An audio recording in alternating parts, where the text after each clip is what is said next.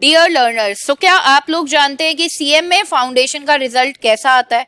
तो बेटा रिजल्ट कुछ इस तरीके का आता है कि 75% कैंडिडेट्स तो पास हो जाते हैं out of the total candidates those who have appeared in CMA foundation exams, लेकिन जो 25% कैंडिडेट्स हैं वो फेल हो जाते हैं।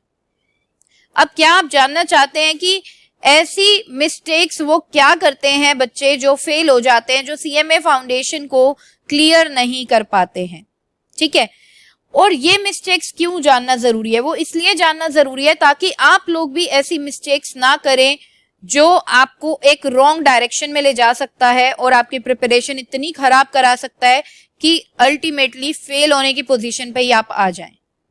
मैं यहाँ पर डरा नहीं रही हूँ, रादर मैं ये वीडियो इसलिए बना रही हूँ ताकि आपको पता लग सके कि आपको क्या प्रिकॉशंस लेने हैं while preparation of CMA Foundation exams।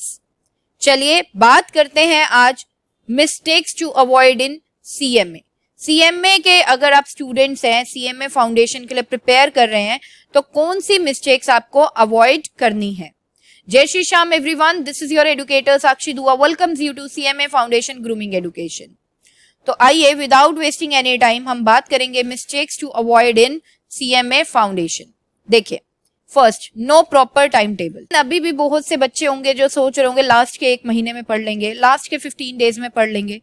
तो बेटा इतना आसान मत समझना CMA फाउंडेशन के सिलेबस को। इतना भी इजी नहीं है CMA फाउंडेशन का सिलेबस कि आप लास्ट के 15 डेज करके अच्छा स्कोर कर पाओ या आप पास हो जाओ लास्ट के 15 डेज करके। ठीक है, तो बेटा मैं यही कहूंगी कि एक प्रॉपर टाइम टेबल बना लीजिए, क्योंकि बहुत से बच्चे गलती ही ये करते हैं कि उनके पास कोई प्रॉपर टाइम टेबल ही नहीं है। उन्हें यही नहीं पता कि उन्हें कितने आवर्स डेली डिवोट करने हैं स्टडीज के लिए ताकि वो CMA फाउंडेशन को क्रैक कर जाए।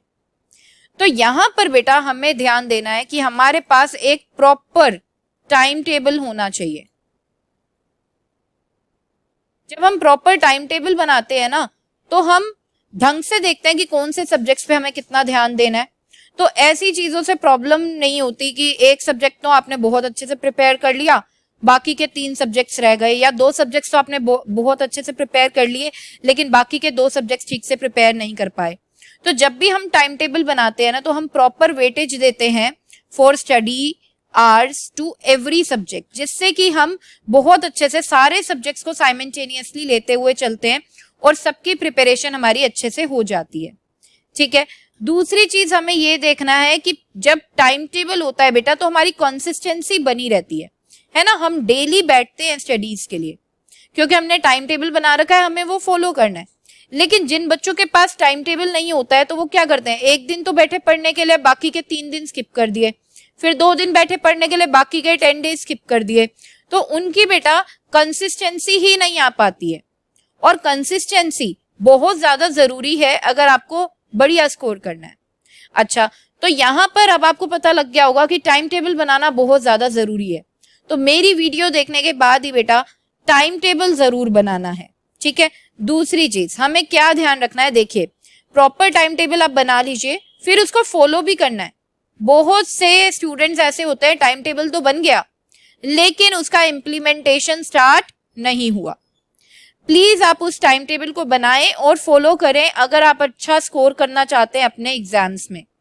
ठीक है, तो फॉलो करना भी बहुत ज्यादा जरूरी है। अगर आपने टाइम टेबल बनाया, फॉलो नहीं किया, तो वो टाइम टेबल बनाना भी वेस्ट हो गया।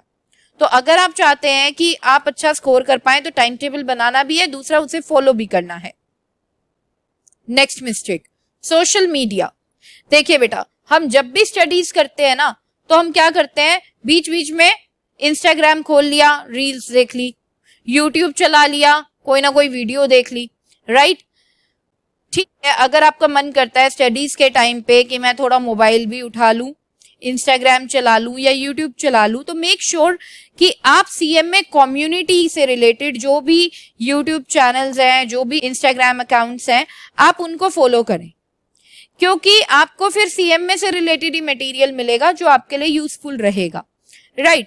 तो मेक श्योर आप सोशल मीडिया यूज कर रहे हैं तो आप वो यूज करें CMA के लिए ही, दूसरे फील्ड्स में ना जाएं। ठीक है, तो ये चीज हमें ध्यान देनी है कि हम जिस फील्ड से रिलेटेड है हम उसी फील्ड से रिलेटेड यूट्यूब वीडियोस, उसी फील्ड से रिलेटेड इंस्टाग्राम रील्स वगैरह चेकआउट करें। Next, study material ICMAI do not consider. देखिए बेटा, बहुत से बच्चे ऐसे हैं जो बहुत सारे स्टडी मटेरियल से पढ़ लेंगे, ठीक है, बहुत सारे सोर्सेज से पढ़ लेंगे, लेकिन जो ICMAI ने स्टडी मटेरियल प्रोवाइड किया है उसको नहीं इंपॉर्टेंस देंगे। तो ये चीज बहुत ज्यादा गलत है। आपको जो स्टडी मटेरियल दे रखा है ICMAI ने उसे अच्छे से कंसीडर करना है, ठीक है। क्यों कंसीडर करना है? राउंड ऑफ 80% to 90% पेपर आपका, ठीक है, ICMAI के स्टडी मटेरियल के बैक एक्सरसाइज के जो क्वेश्चंस है उन्हीं से आता है। तो सोचिए कितना इंपॉर्टेंट है ये स्टडी मटेरियल, तो इसको हमें इग्नोर नहीं करना। स्टडी मटेरियल जो ICMAI का है उसे अच्छे से आपको गो थ्रू करते हुए जाना है, ठीक है। आपको एक्स्ट्रा पढ़ना है, आप एक्स्ट्रा पढ़िए, लेकिन इसको नहीं छोड़ना है। आपको ICMAI का स्टडी मटेरियल जरूर अच्छे से कंसीडर करते हुए जाना है। नेक्स्ट बेटा, नो रिविजन। बहुत से बच्चे होते हैं बस एक बार कर लिया सारा कुछ और ठीक है पेपर में ही डायरेक्ट बैठ जाएंगे। ऐसा नहीं होता बेटा, रिवीजन करना बहुत ज्यादा जरूरी है, क्योंकि रिवीजन करने से हमने जो भी चीजें करी है ना, लर्न वगैरह करी है, वो हमारे माइंड में रिटेन रहती है। अदरवाइज हम उन चीजों को भूल जाते हैं। हमारा कॉन्फिडेंस लेवल भी तभी डेवलप होता है जब हम रिवीजन करते हैं। तो रिवीजन जरूर होनी चाहिए, एटलीस्ट 3 टाइम्स। तो रिवीजन आप करिए उन चीजों की जो आप पढ़ रहे हैं, ठीक है। मैं तो ये कहूंगी डेली बेसिस पे आप रिवीजन करिए। डेली बेसिस पे कैसे? कि आपने जो भी कंटेंट आप पढ़ रहे हैं जिस भी दिन, उसी दिन आप एक रिवीजन भी उसे दे दो जरूर, राइट। तो रिवीजन बहुत ही जरूरी है, रिवीजन को स्किप नहीं करना है। नेक्स्ट बेटा, नो शॉर्ट नोट्स। देखिए, हम बड़े बड़े नोट्स तो बना लेते हैं लेकिन शॉर्ट नोट्स नहीं बनाते, और एंड में क्या होता है, पेपर के टाइम पे हमें क्विक रिवीजन करने के लिए शॉर्ट नोट्स ही चाहिए होते हैं। उस टाइम पे हमारे पास इतना टाइम नहीं होता कि बड़े बड़े नोट्स को हम गो थ्रू करें। तो मेक श्योर कि आप जो भी चैप्टर कर रहे हैं साइड बाय साइड आप उसके शॉर्ट नोट्स बनाते हुए चलें, ताकि वो आपकी हेल्प करें क्विक रिवीजन के लिए जब आपका एग्जाम क्या हो, नियर हो। Next, do not mark important topics. कई बार हमारी टीचर्स हमें इंपॉर्टेंट टॉपिक्स बताती हैं लेकिन हम मार्क ही नहीं करते।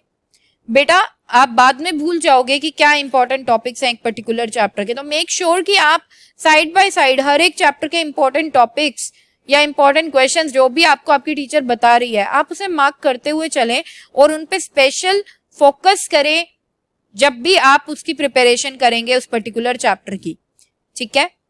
Next, do not study from various teachers. बहुत से बच्चे होते हैं बहुत सारे टीचर से सेम सब्जेक्ट पढ़ रहे हैं, तो बेटा ऐसे अगर आप करोगे तो आप कंफ्यूज हो जाओगे। क्यों? क्योंकि हर एक टीचर की अपनी अलग अलग टेक्निक्स होती हैं पढ़ाने की, अलग अलग टीचिंग मेथड्स होते हैं। तो हमें ऐसा नहीं करना कि एक सब्जेक्ट के लिए बहुत सारे टीचर्स रेफर करने हैं। आप एक सब्जेक्ट के लिए एक टीचर रेफर करें, ठीक है, तो ताकि आपको कंफ्यूजन ना हो, आपको पता हो एक ही टीचर को मुझे फॉलो करना है।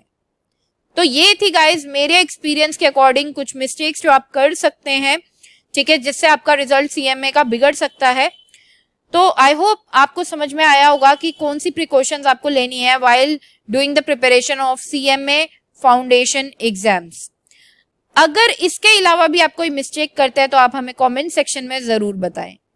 तो यहाँ पर गाइस सेशन को एंड करती हूँ, मिलते हैं हमारे नेक्स्ट सेशन में। Till then bye bye, take care, जय श्री श्याम।